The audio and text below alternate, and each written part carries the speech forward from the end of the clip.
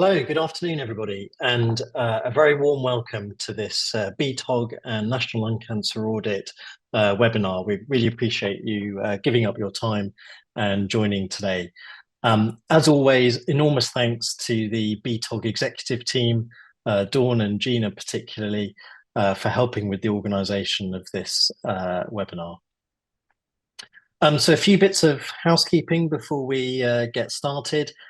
Just to the right of our video here, there should be a panel where you can enter your questions. So please do ask questions as we go along, and we will either address them as we go along, or we have dedicated time at the end to address those. As always, you'll get an email to provide your feedback. And then once you've provided your feedback, you should receive your certificate of attendance. We're just waiting for confirmation from the RCP, which they always do give, but slightly delayed on this occasion.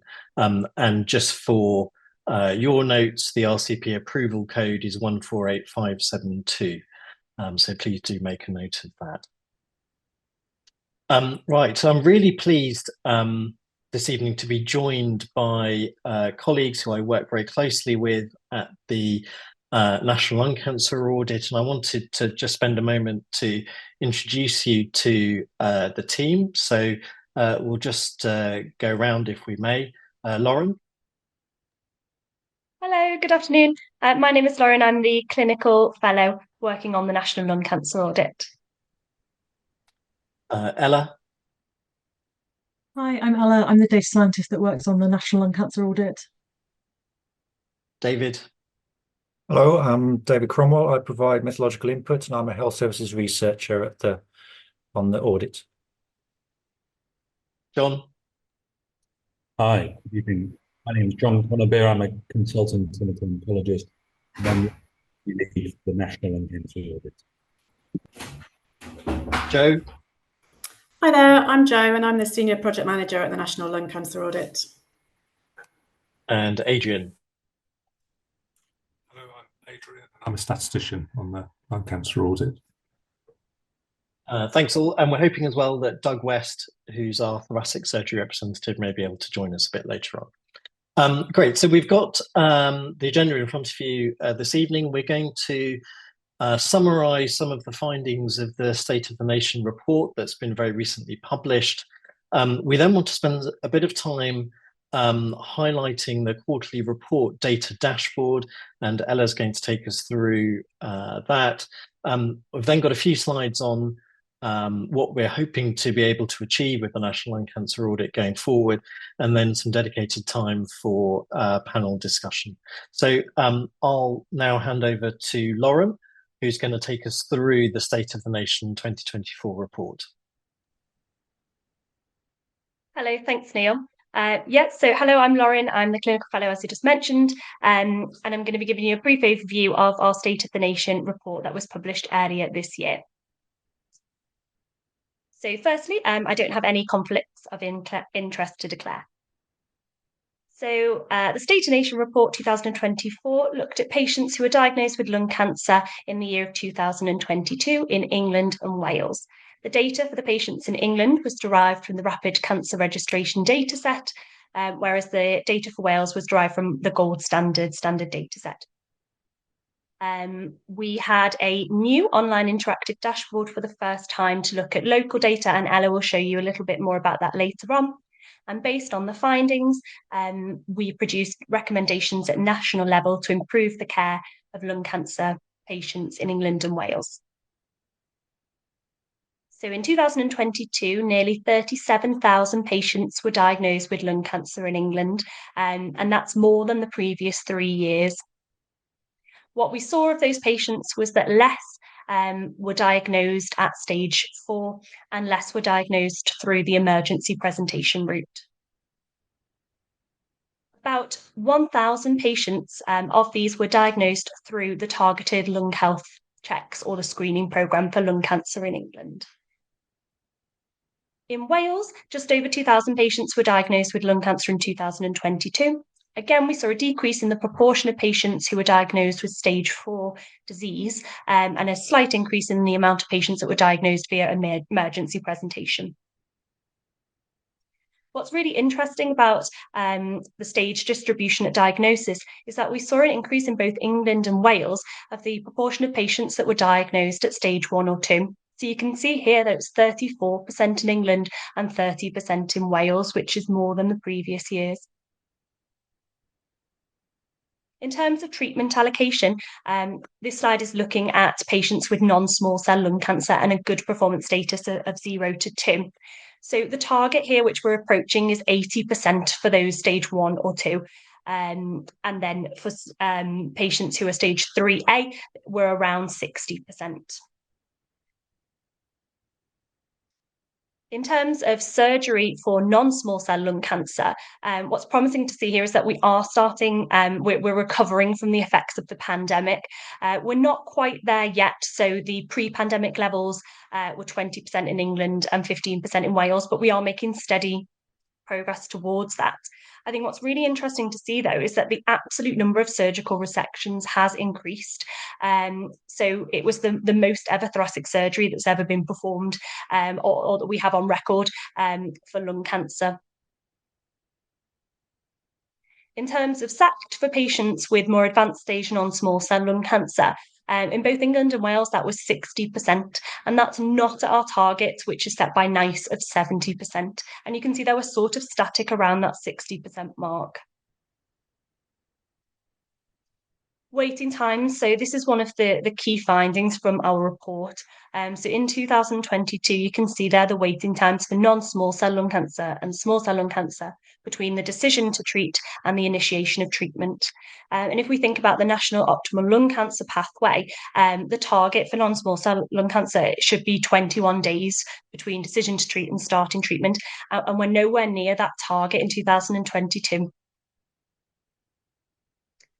Lung cancer nurse specialists, the target for patients to be assessed by a nurse specialist at diagnosis is 90%, and it looks like in both England and Wales we're reaching that target.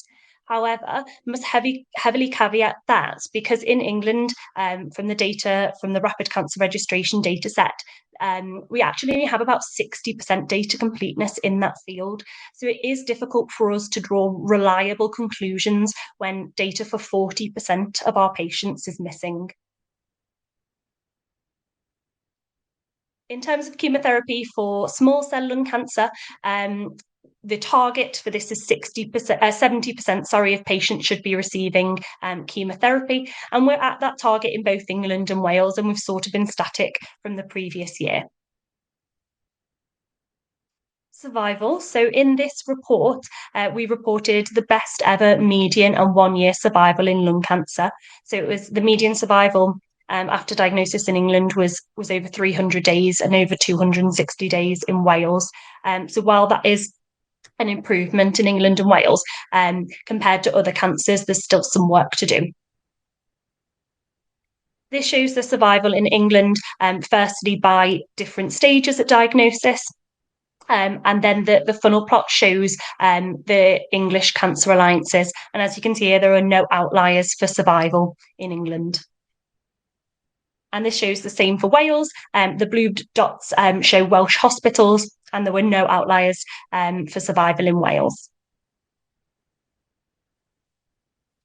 And as I've sort of alluded to in an earlier slide, this shows the data quality in England from the Rapid Cancer Registration set. And as you can see, it's not great. And I'd particularly like to draw your attention to the nurse specialist at diagnosis and the smoking status, and how difficult and challenging it is for us to derive meaningful conclusions when we're missing so much data about our patients. So from our results of 2022, what's working? Well, I think it's really encouraging that we're diagnosing more lung cancer at an early stage. We've reported the best 1-year and median survival, and we're also performing more thoracic surgery than ever before. Where do we need to keep our attention on? Well, the waiting times continue to lengthen, and this is something that we feel needs urgent attention. The proportion of patients with advanced non-small cell lung cancer receiving SACT, it is static and it's not at the target of 70%. And again, continues to be a challenge for us. It's the data completeness in England. So based on those, we've made some national recommendations. So firstly is to make sure that services are implementing the screening, the targeted lung health checks for those patients who are eligible. Secondly, to make sure that providers have capacity to perform the thoracic surgery to meet both the current demand, but also the likely increase in activity caused by national rollout of the screening programme. The third recommendation really focuses on waiting times, so to try and improve those waiting times down to 21 days. And then secondly, thinking about molecular testing or biomarker testing and making sure that the turnaround time for those patients who are considered for SACT is within a decent time frame. Next is to make sure that at least 70% of the patients with more advanced non-small cell lung cancer and a good performance status are receiving SACT in line with the NICE guidelines. And finally, thinking about improving the data completeness of those fields in costing.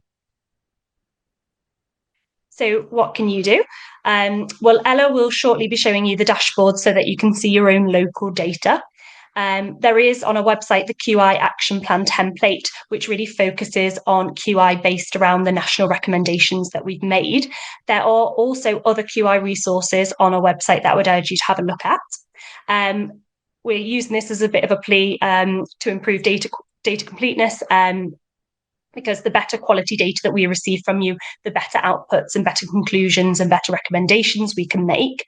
And in line with that, we're really keen to give outcomes of screen detected lung cancers and what happens to the patients who were diagnosed through the screening programme. But in order for us to do that, we need to be able to identify the patients that came from screening. And so we'd ask you to complete the field CR1600, the route to diagnosis, and select that it was from a national screening programme. Thank you very much for listening. Here's some contacts in case you want to get in contact with us afterwards. And please do have a look at the report. Thank you. That's super. Thanks very much, Lauren. Really great. So please do put your comments, questions, and maybe if there's other data that you would like to see, let us know. Put that in the question box, and we'll hopefully be able to address some comments at the end. I'll now hand over to Ella. Ella's our senior data scientist who's going to tell us about the quarterly reports. Thanks, Ella. Thanks, Neil. I'll just start by saying that I have no conflicts of interest to declare. So in terms of the development of our quarterly reports, we first started publishing these back in July of last year. Initially, they were implemented as a standalone Excel file that users would download from our website. Initially, we kept these fairly simple and intuitive to use, focusing on showing trends over time. We took an iterative approach to developing the quarterly reports, so we encouraged people to use them and provide their feedback. And it was this feedback we received that we used to guide change that we made in our next quarterly report. And as of April this year, we've transitioned our quarterly reports to now being online interactive dashboards. In terms of the content of our quarterly reports, the indicators that we present are selected from those included in our State of the Nation report, and these were chosen with advice from our clinical leads. We gave consideration to indicators that have the possibility to show short-term changes. And following feedback we've received on these quarterly reports, we've developed an additional indicator focusing on time to treatment. The analysis presented in our quarterly reports makes use of the rapid cancer registration data, and we present 3 years of data broken down at quarterly time increments. So the April report that we published this year shows data up until the end of June last year. One point to note is just that the completeness of the data for chemotherapy and radiotherapy does lag behind some of the other data sources that we use. And so I think for indicators that rely on those data sources, we no longer publish the most recent quarter for those indicators. So just something to bear in mind as we've had a few queries come in about those. So as I mentioned, as of April this year, we've moved our quarterly reports online. So these are now viewed in a web browser as opposed to being a file that users have to download. This is also the first time that we've published our State of the Nation report and quarterly reports alongside each other. So we now have an online app that contains 3 dashboards which present results at NHS Trust level. So as I mentioned, one of these is the quarterly report dashboard. We also report a data quality dashboard, and then a third dashboard sits alongside our State of the Nation report. The design of these follows that of past quarterly reports in the Excel format, and also a data viewer that we published alongside our State of the Nation report last year. We will continue to make iterative improvements in our dashboards, so additional functionality and content is planned as part of future quarterly releases. So really just want to emphasize that we welcome your feedback, suggestions for sort of any of these future functionality or sort of content. So in terms of how to access our quarterly reports and dashboards, so the screenshot in the top left is of our new website. So at the top, you'll see there is a data and statistics tab. If you click on that, you should then be presented with a button to access the dashboards. And if you follow that link, that should open up in a new browser. And so the screenshot in the bottom right is of the quarterly reporting dashboard. At this point, I'd like to be able to share my screen just to walk through a few of the interactive features that we have in our dashboards.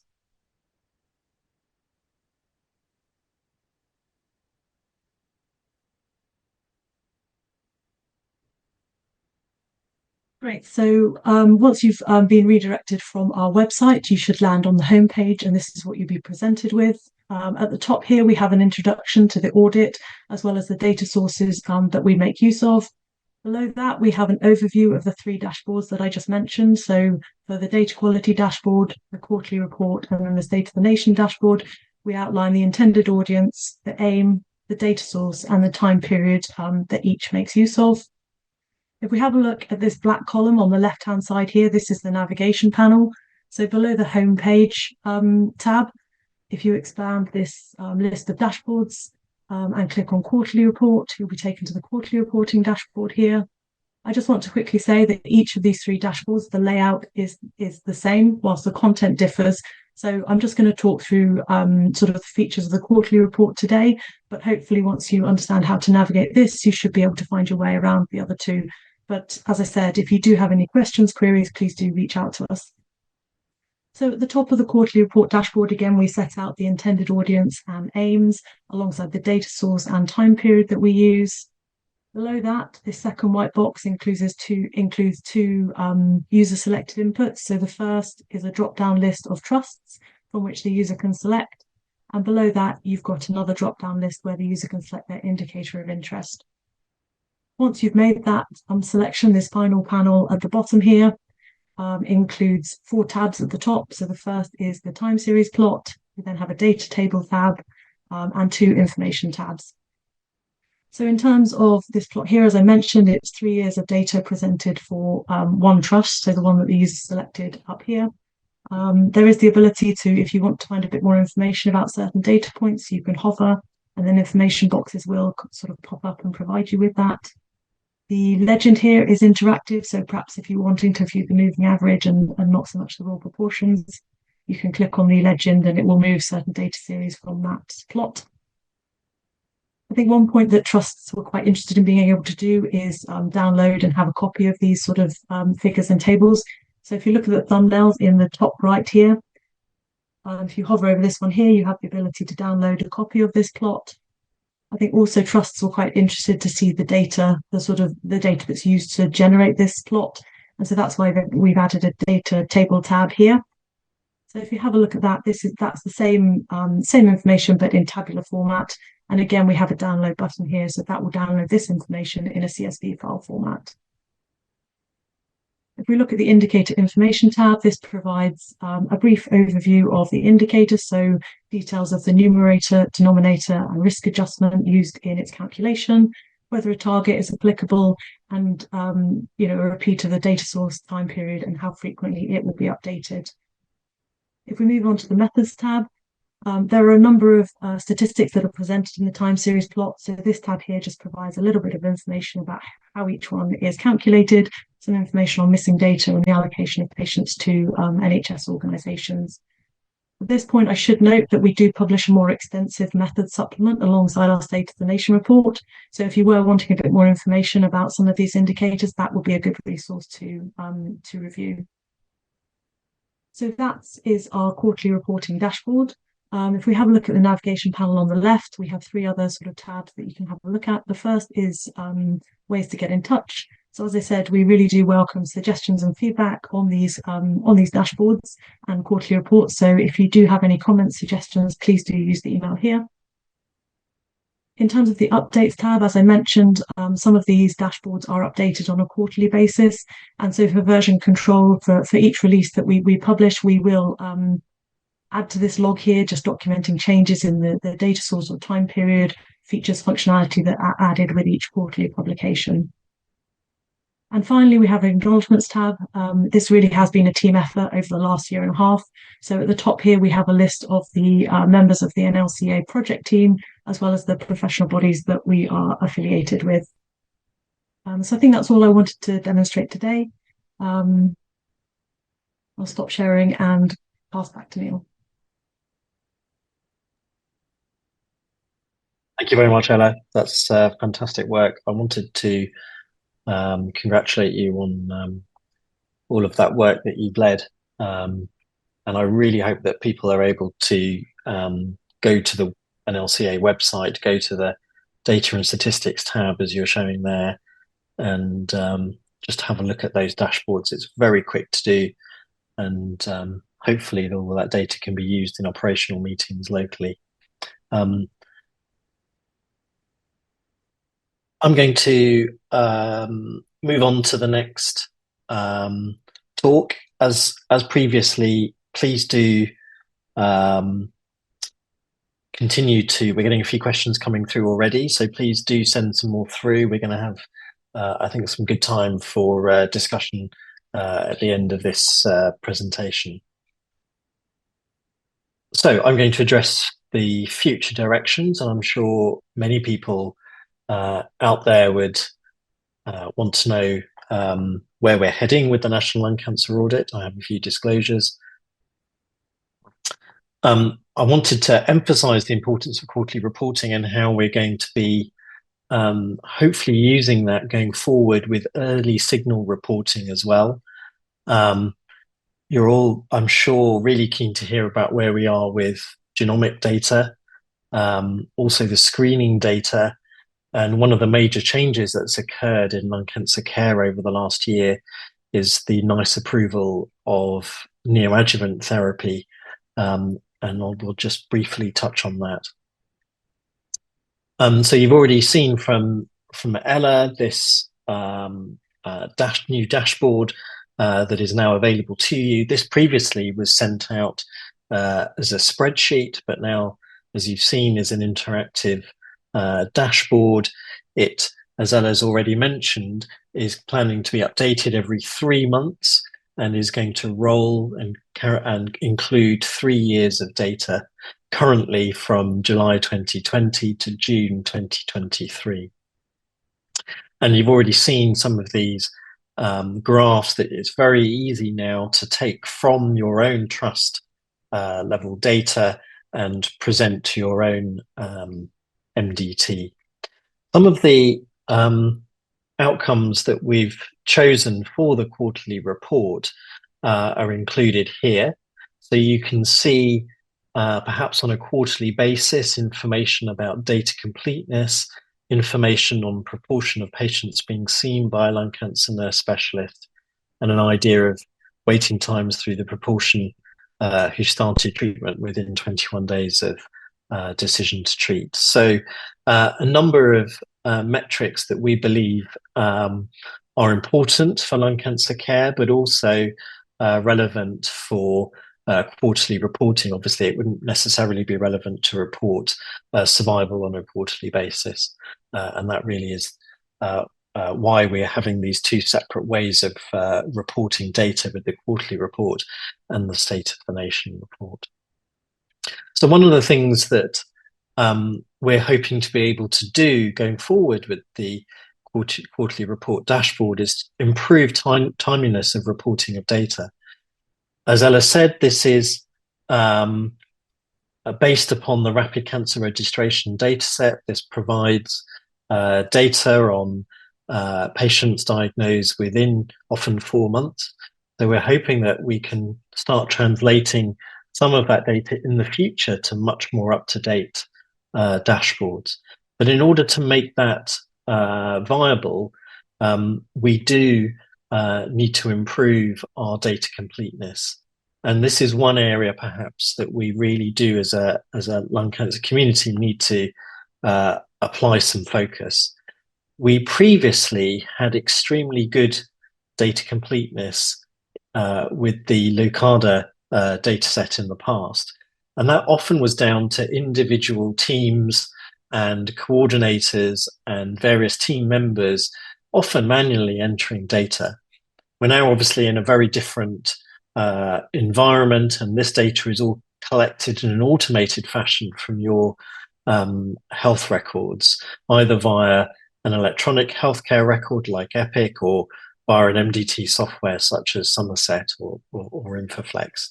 And so this data is now often a little bit more challenging to see what's being completed.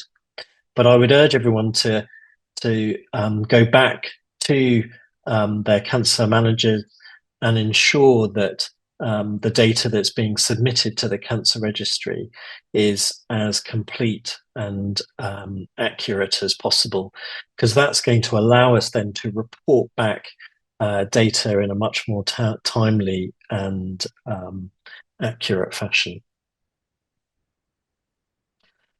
One of the things that the National Lung Cancer Audit had in the past was a formal outlier process. So this gave the audit a little bit of teeth.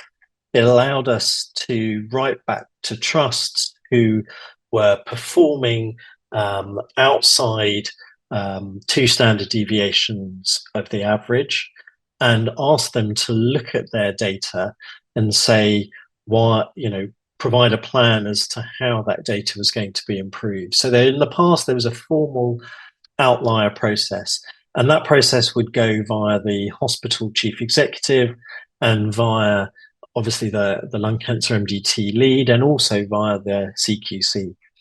Now, with the transition of the data source to the rapid cancer registration dataset, that process was not carried on, mainly because some of the issues around allocating patients to trusts. But now that we have these new dashboards where we're reporting on data every quarter, we felt it was important that we had a method for reporting back to trusts where we felt performance needed to be improved, or indeed where performance was excellent, and maybe there's things that we can learn. So hats off to Adrian, Ella, and David and colleagues for coming up with a set of new methodology that is going to allow us to highlight these early signals using the quarterly reports, essentially creating a Z-score using the data for the most recent 4 quarters and actually weighting the most recent data and then plotting and working out whether that trust essentially is performing outside expected values.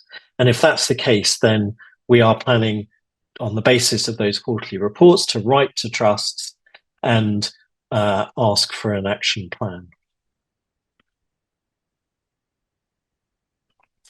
So let's address biomarker and genomic testing, because this is something clearly that we are desperate to be able to report. We all know in our clinical practice that this is a massive issue for our patients and a source of inequality in terms of the biomarker testing that patients receive and the timeliness of that biomarker testing.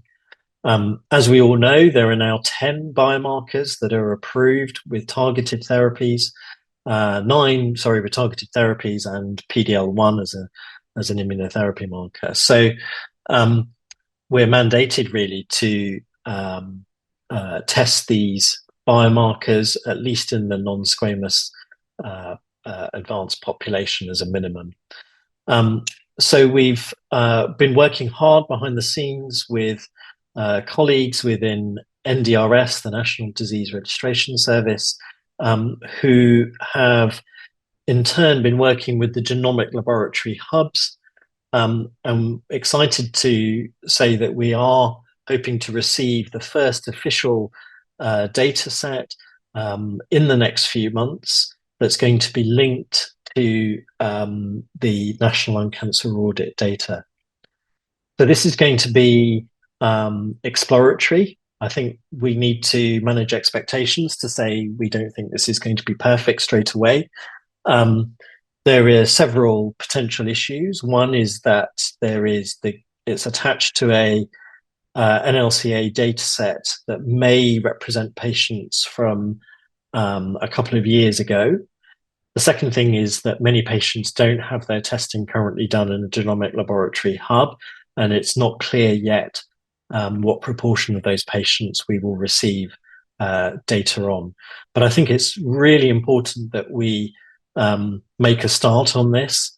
And with this data that we're planning to receive, hoping to receive in the summer, we are intending to produce a standalone report based on genomic testing linked to National Lung Cancer Audit data. If you are very interested in molecular data at a national level for our lung cancer patients, then there is an app similar based on the one that Ella just shown you, but hosted on the NDRS website that looks at somatic molecular testing. And if you drill down, you can see, for example, here in 2021, out of the 36,000 lung cancer diagnoses, according to this data set, about 8,000 patients were tested for EGFR. So we've got a lot to learn about this data, how accurate it might be, how complete it might be. Hopefully, though, over the next couple of years, we should see an improvement in timeliness, ascertainment, and quality. I think it's fair to say already there's good buy-in from the majority of the molecular laboratories, and they're already submitting data on our lung cancer patients. So I'm hopeful that as we move forward with the National Lung Cancer Audit, this is going to be part of business as usual, and hopefully in the not too distant future, part of our quarterly reporting, and not just the genomic testing uptake and results, but also the turnaround times and timeliness of treatments.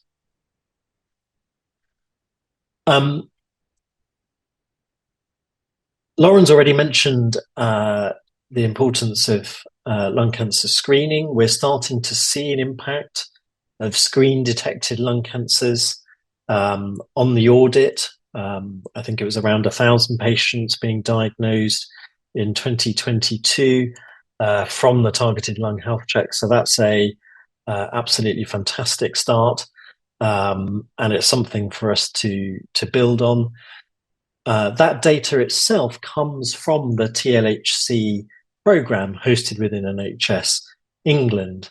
But what they don't have direct access to, obviously, is treatments. So exactly what treatments did those 1,000 patients have? And this is why it's really vital that one of our major work streams going forward is that we are able to report on screen-detected lung cancers. As we know, the point of screening is to detect early stage disease, but unless we can show that those patients are being treated in an appropriate fashion, screening is not going to be cost effective. So this is really vital, I think, for the longevity and of screening going forward. Obviously, it's going to help with understanding equity of access to lung cancer screening nationally as well. We'll also be able to monitor a change in stage distribution. Interestingly, it looks like we're already starting to see a reduction in stage 4 disease. We'll be able to monitor treatment of screen-detected lung cancers. But the one thing that we won't be able to do, and obviously out of scope for the National Lung Cancer Audit, will be monitoring screening uptake. Clearly, we don't collect any data on patients that don't have lung cancer. So we're not going to be able to work out whether a program has good uptake in an area. But what we will be able to report on is the number of lung cancers, I hope, being diagnosed via the screening route and what their treatments and outcomes are. So as Lauren has already said, it's really vital that all hospitals are using this particular COSD field of output, and your cancer management team should have pretty good sight of this particular COSD field, COSD being the Cancer Outcome Services dataset that every trust submits to the cancer registry. This particular field source of referral is really vital. It's how we work out the route to diagnosis, be that 2-week wait or emergency presentation or consultant upgrade. And one of the options that we've now been given explicit permission to use is referral from a national screening program. So that's option 17.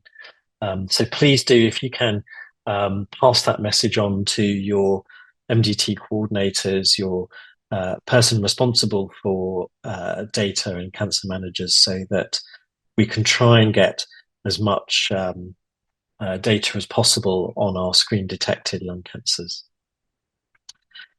And then, as we know, we've not in the past reported on anything other than first treatments. And this has meant we've not really in the past reported on adjuvant therapies adequately. But given the new treatment options that are now available for our patients with locally advanced lung cancer, I think it's vital that we start to report uptake, perhaps initially of adjuvant treatments in the past, and importantly going forward, the uptake of neoadjuvant therapies going forward. I think this shouldn't be underestimated as to how complex this is going to be. I think there are going to be significant issues because we need to integrate, obviously, biomarker results, sometimes the size of the primary tumor, so and also accuracy of clinical staging can have an impact.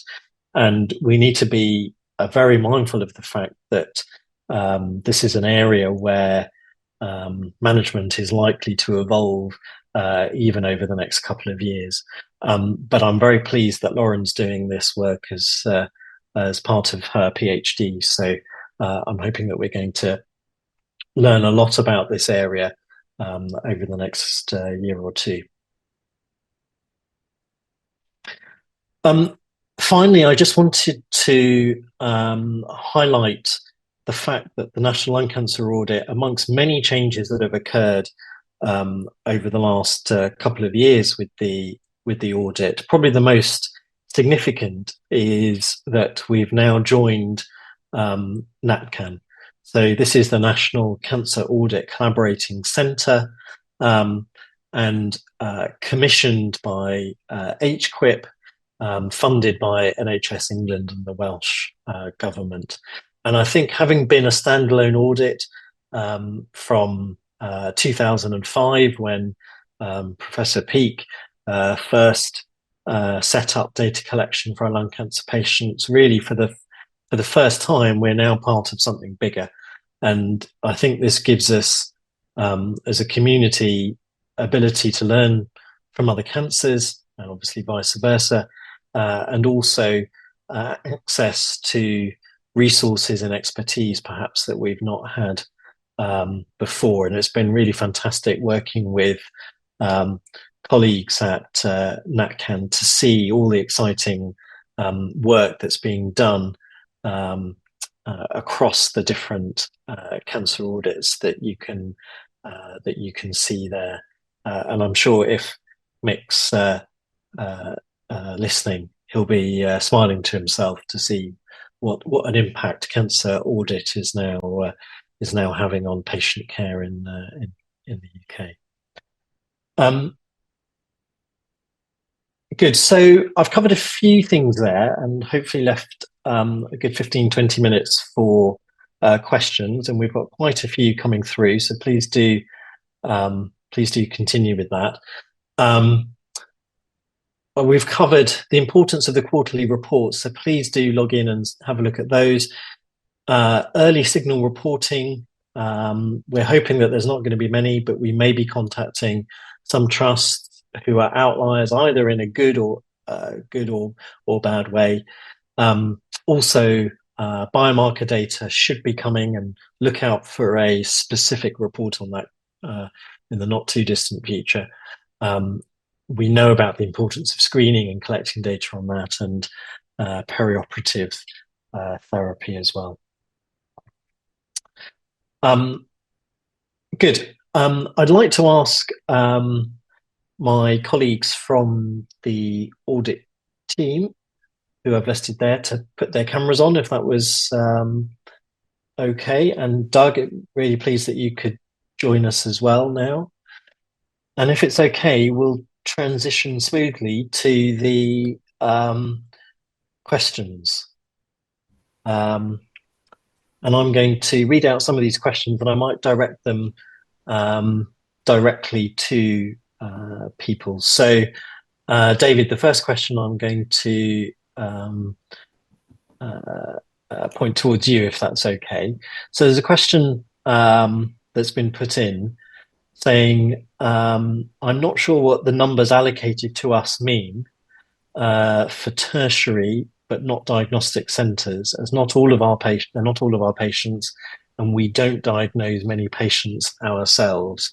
So I think this is part of the bigger issue of patients being allocated to trust. Do you want to comment on that? Yeah, thanks, Neil. So the figures that we report are based for England are based on what's called the Rapid Cancer Registration Data Set. The information used to compile that isn't as validated as what is reported on the Cancer Registration Gold data set.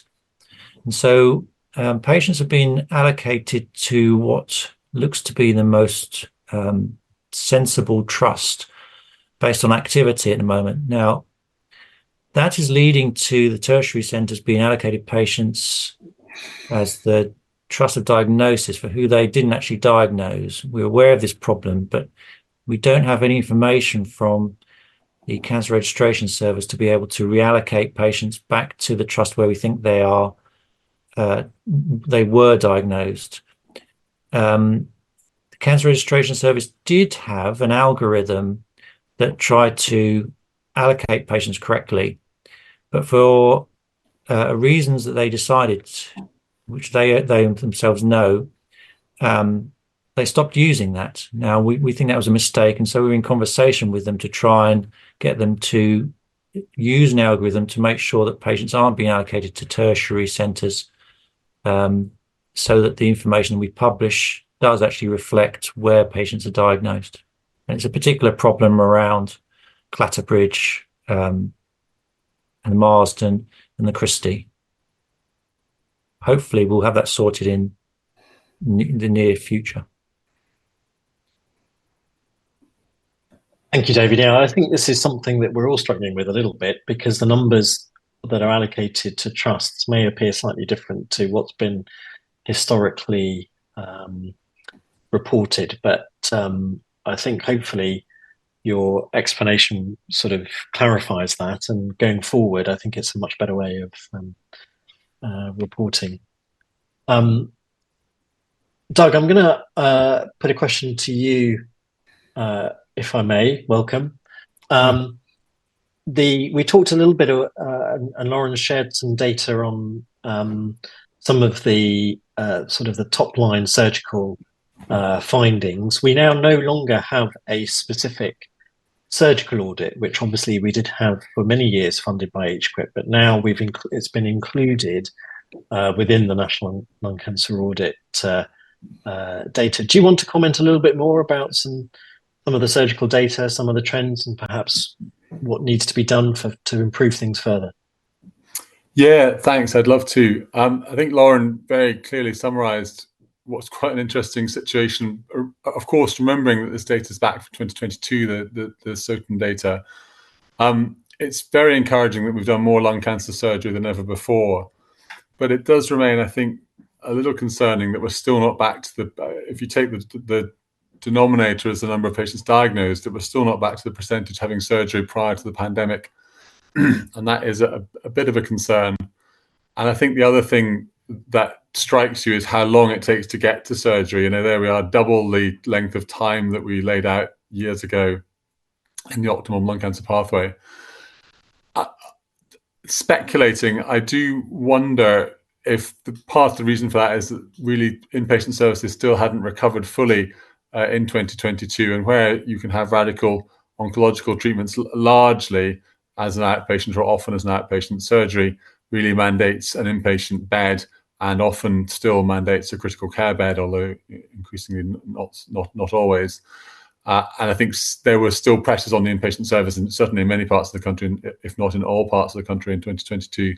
So it'd be really important to see those numbers and percentage continuing to improve as we look to the future. The second question is about where we go in the future. And of course, you're absolutely right to say that we used to have LCOP, the Lung Cancer Consultant Outcomes publication, as part of NLCA, and we no longer do.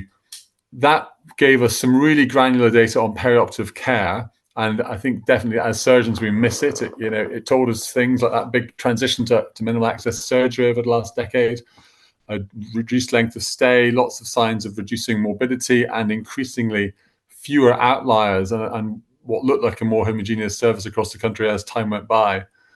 However, there were things that LCOP didn't do, and I think we need to do now. The landscape is changing. You've already laid out many of those things, but one of the most important is that now surgery is much more going to be offered as part of multimodality therapy with SACT, chemotherapy, and immunotherapy. And I think one big quality improvement is to make sure that people who are stage specific for multimodality therapy are definitely receiving it. That's probably more important than bringing down perioperative mortality, which has always been low and has been falling consistently. And then the second thing, again, is, as you've outlined already, is how important it will be to specifically report the results of surgery after screen-detected cancer, because the screening program will only work if we can deliver high-quality, low-morbidity surgery with low mortality. And we're hoping and expecting that many of those patients that come out of TLHC will be able to benefit from the new data, randomized data, that shows that early-stage node-negative lung cancer can be treated safely with sublobal lung resections. So I think those are the two big gateposts for the future, are to get the molecular data so that we can start doing that stage-specific multimodality reporting, and to get those patients from the TLHC identified carefully, clearly, so that we can specifically report their outcomes. And I think that's where we're going to go. So it's a really exciting time in lung cancer surgery, and we've got lots to do to keep up with what's going on. Thank you very much, Doug. There's a lot more questions coming through suddenly, so we're going to get through as many as we can. Ella, I've got a couple for you, if I may. Someone has obviously logged onto their dashboard and has immediately got a question, which I think is interesting. So why aren't there 95% control limits on a lot of the options on the quarterly dashboard for My Trust? Maybe yourself and Adrian could take that. Sorry, was that the control limits are missing, or sorry, I didn't quite understand the question. I think they're missing. Yes. Oh, okay. Yeah. So I think with some of the indicators, so specifically some of them will be specific to a certain subtype of lung cancer, restricted by stage and performance status. And then I think if you're looking at that indicator at trust level and then at quarterly time increments, the patient numbers can get quite small.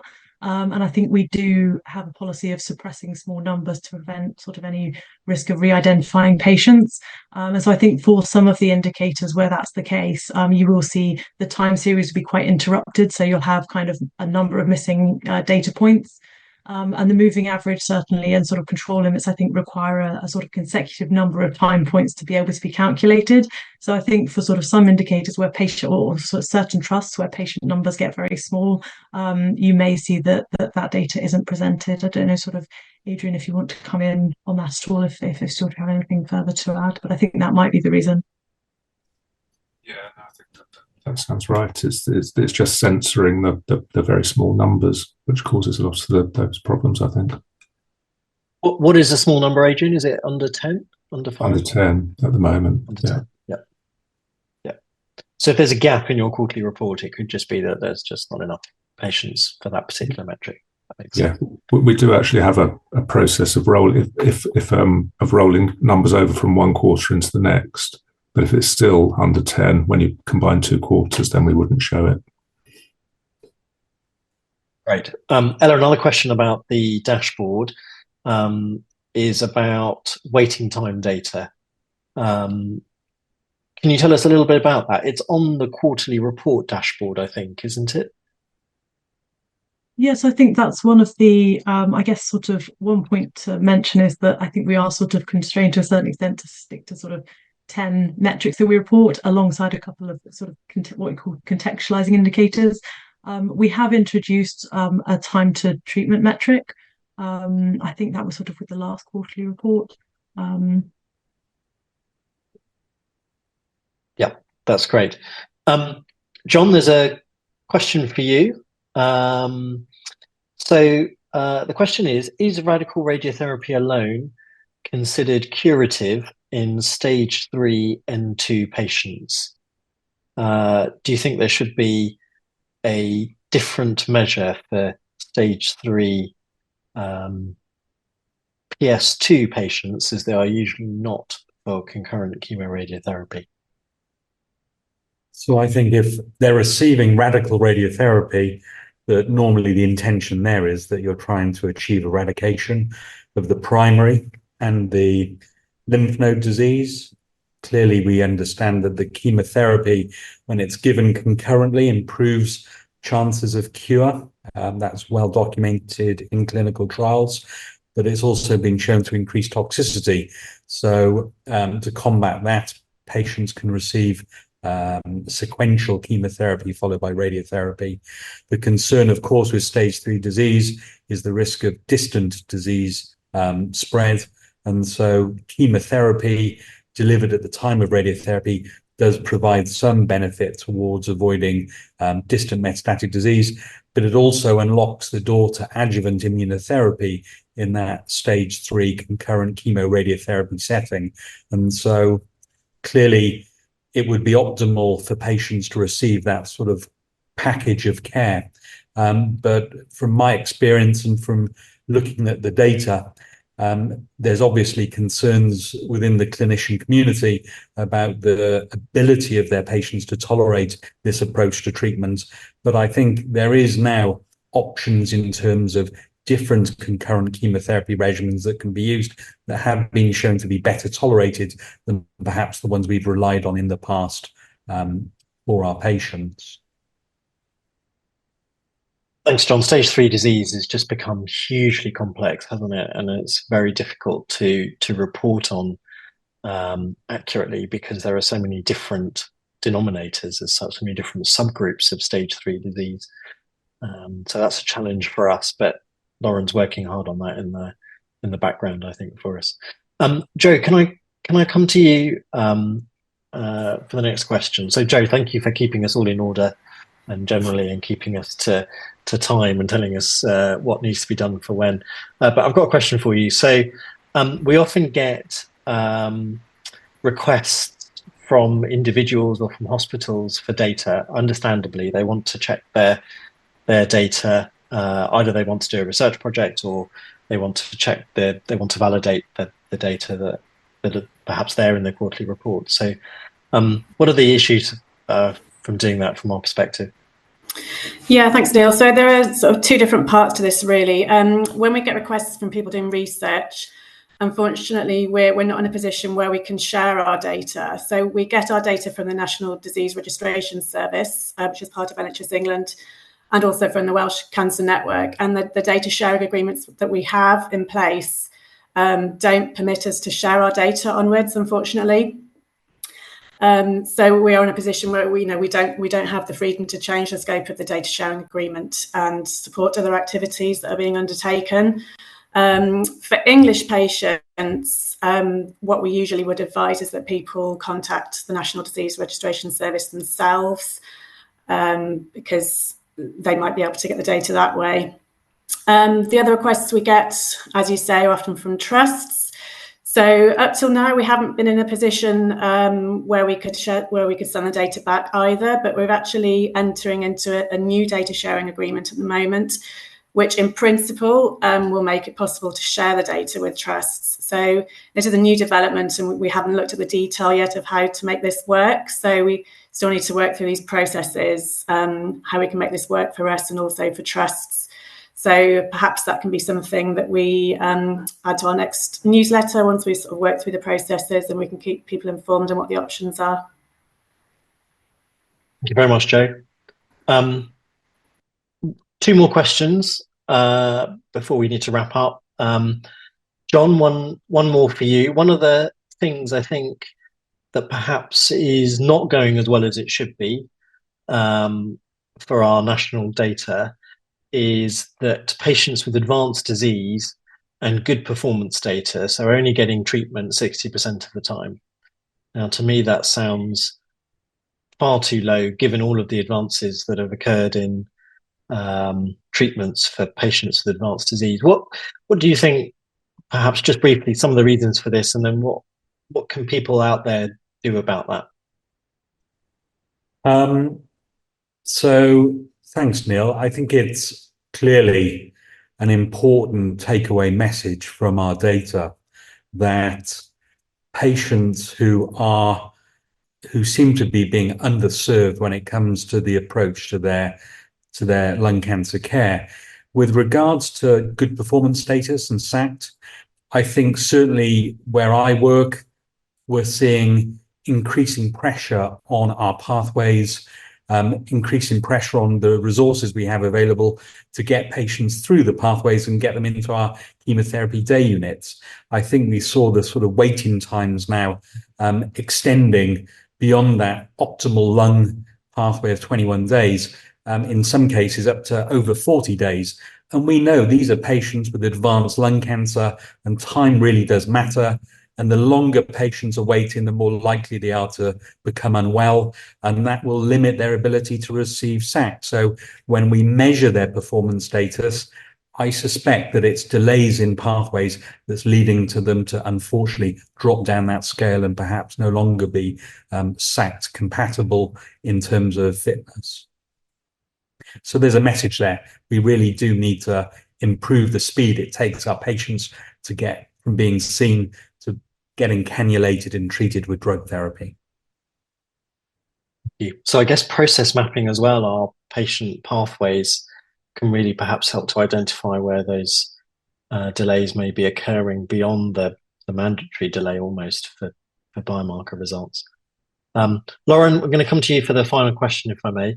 One of the things that is going well is that we seem to be seeing a real stage shift with not just an increase in early stage patients, which is obviously a good thing, but a true marker of a stage shift is a reduction in advanced stage disease, which I think we're also starting to see. So that's probably the best thing that I've seen in terms of the National Lung Cancer Audit data. So how are we doing this? So as a community, how are we achieving this so that we can hopefully do more of it?